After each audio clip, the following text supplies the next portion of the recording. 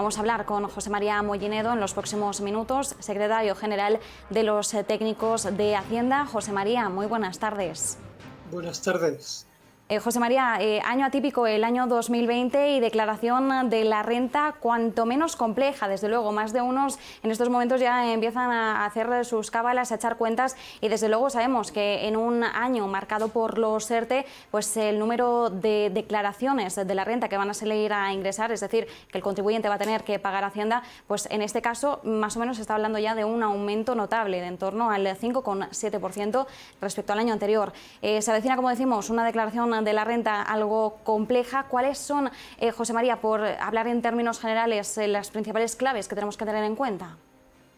Sí, bien se han explicado que todas las novedades tienen que ver, o básicamente tienen que ver con la situación que hemos vivido durante el año pasado por el COVID y las medidas que se han ido aprobando tanto a nivel estatal como por algunas comunidades autónomas para compensar la crisis económica que muchos colectivos, personas o unidades empresariales estaban teniendo, y para evitar, digamos, que o compensar en alguna forma la mala situación económica que se estaba viviendo, esto tiene también un reflejo a la hora de nuestra declaración de la renta que vamos a empezar ya a realizar a partir de hoy.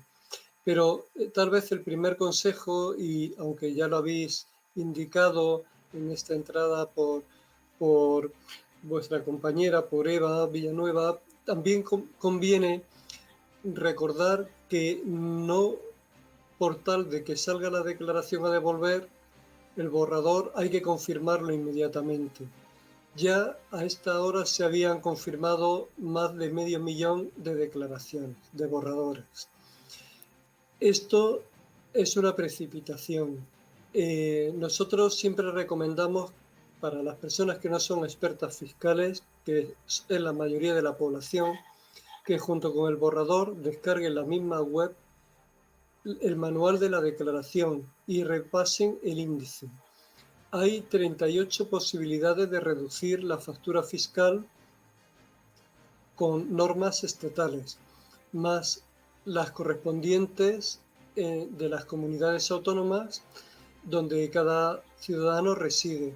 Habitualmente entre 10 y 16 son las deducciones que en las distintas comunidades han aprobado adicionales a aquellas 38. Con lo cual podemos estar hablando de una media entre 50 y 60 posibilidades de reducir la factura fiscal. Y muchas veces vemos cuando concluyen las campañas que muchos ciudadanos han dejado en el tintero buena parte de estas posibilidades de deducir, porque no lo ha dedicado ni un segundo, como ha ocurrido con estas 583.000 personas que ya han confirmado su declaración para obtener una devolución rápida. Y José María, en el caso de los trabajadores en ERTE, que van a ser sin duda alguna bastantes, pueden encontrarse además este año con dos problemáticas, por así calificarlas. La posibilidad de estar obligados a presentar la declaración de la renta, porque en este caso contarían con dos pagadores, es decir, su empleador y también el SEPE, o también podrían haber recibido abonos del SEPE no procedentes. Hemos conocido a lo largo de este año muchos casos de personas que no han recibido la cuantía que les correspondía. En algunos casos alguna mensualidad se ha esfumado, ha desaparecido, y otra pues ha venido pues de repente con un regalo extra que sabemos que no nos pertoca. En este caso, en el caso por ejemplo de haber recibido una cuantía que no nos corresponde, ¿qué es lo que deberíamos hacer los contribuyentes? Bueno, los trabajadores en ERTE y otros colectivos están obligados a presentar la declaración. En este caso que estáis comentando, a partir de los 14.000 euros de rentas, de la suma de las rentas totales de la empresa y del SEP. Pero eso no determina el pago, es decir, que habrá que ver las cargas personales y familiares que esa persona, ese contribuyente tenga, y las deducciones a las que pueda tener derecho. Eso le reduce su contribución. Es decir, una persona joven sin hijos, sin ninguna carga familiar ni personal, que cobre 14.000 euros, a partir de esa cifra va a pagar, de cualquier euro por encima de esa cifra, va a pagar un céntimo de euro. Y así sucesivamente hasta llegar a los ingresos más elevados. Una persona con 2 hijos y que el cónyuge no trabaje, que haya estado en ERTE, hasta los 16.400 euros tampoco está obligado a tributar. Todas las retenciones que le hayan practicado, aunque sean menos de las que le han practicado habitualmente, esas se las van a devolver. Por esto es verdad que aquellas personas que tenían una devolución pequeña se les va a poder anular o incluso les puede resultar a pagar, pero aquellas personas que tenían una devolución más amplia, porque tenían muchas deducciones, pues estas se les verán recortadas porque hay menos retenciones practicadas. Lo que no se ha retenido mes a mes, ahora hay que hacer cuentas y tributar. Pero en general va a haber una menor tributación porque tanto para los autónomos como para los trabajadores los ingresos han sido menores en 2020, con lo cual la tributación será menor. Otra cosa es que si no se han retenido a lo largo del año, pues ahora haya diferencias que toque pagar al fisco.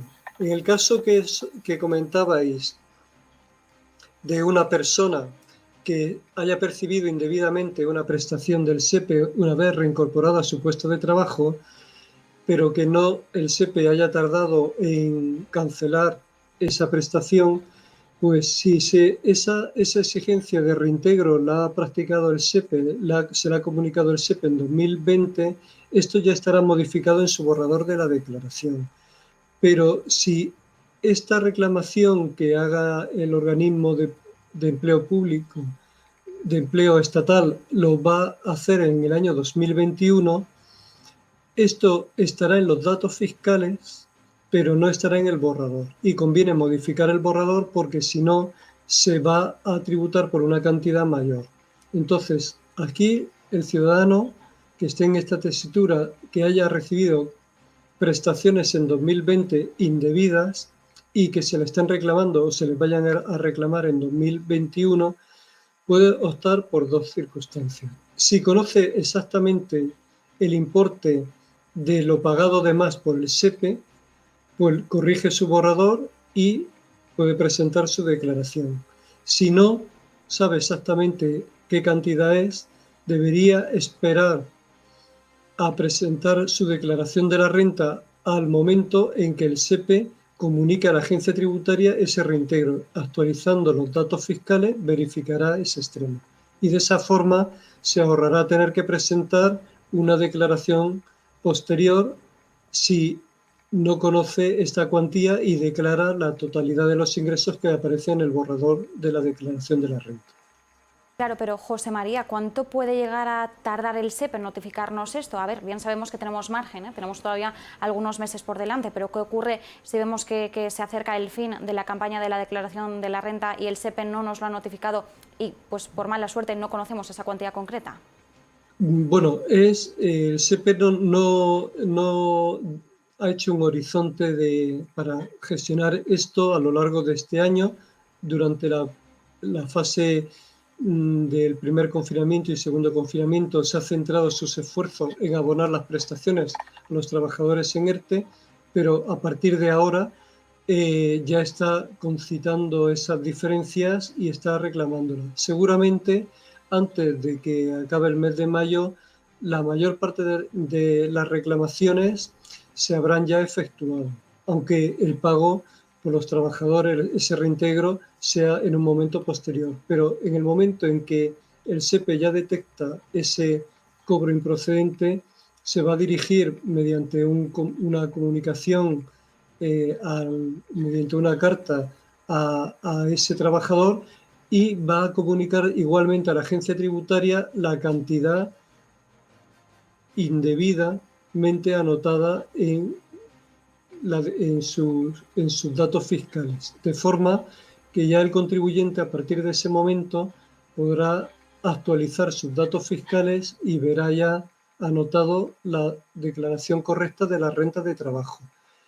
En el peor de los casos, que hubiese a alguien que venciendo ya el plazo de junio para presentar la declaración de la renta y esto no se hubiera presentado, pues conviene que lo realice y tenga esto presente para que en el momento en que el SEPE reclame esta cantidad pueda hacer una declaración complementaria en un momento posterior, una rectificación, mejor dicho, de su declaración para descontar la renta de trabajo abonadas o declaradas de más para pedir la devolución de ese ingreso indebido, que además se les pagará por la agencia tributaria con pago de intereses.